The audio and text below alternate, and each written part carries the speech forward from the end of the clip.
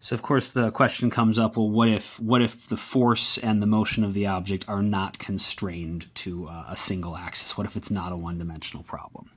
And the answer to that is that we do the same thing, except we have to figure out the work done in all of your dimensions. So in the x direction, the y direction, and the z direction, if it's applicable. So if the force and the motion of the object are not along a single axis. So this could either be, because the object is moving through space and not just going in a straight line, or it could because maybe the force is pointing one direction and the motion is pointing another direction. They're just not lined up with each other. So there's lots of ways this could happen. In this case, we're still going to do exactly what we did here, except here, this force was already in the x direction.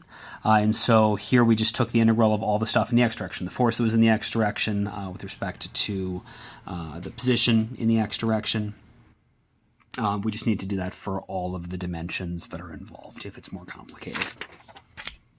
So the work is going to be,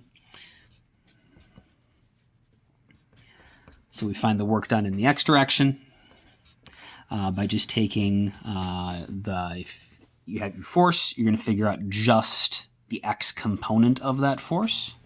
And you're just going to integrate that with respect to whatever it is doing, whatever its motion is along the x-axis. If you also have a y dimension, you do the same thing with your y values.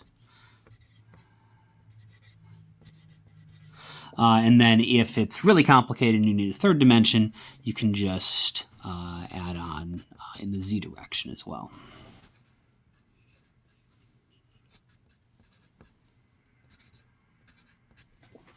And this is fine to add up all the stuff that's happening in different dimensions or different directions, because remember, work itself is just it's just the change in energy. It's just a number of joules, and so you just figure out how many joules of energy were required to do whatever your work is along your x-axis.